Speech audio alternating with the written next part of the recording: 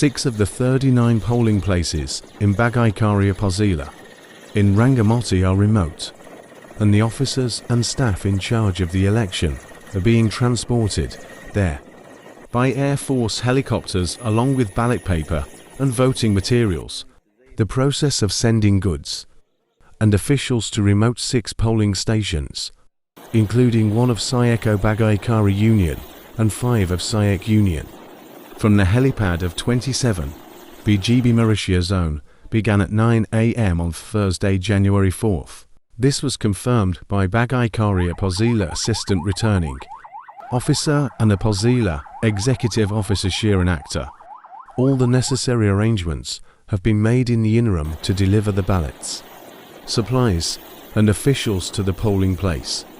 3 candidates from the Awami League, Trinamool BNP and Sansik Mukti Jot are competing in the polls against 76,383 voters in Bagay-Karya.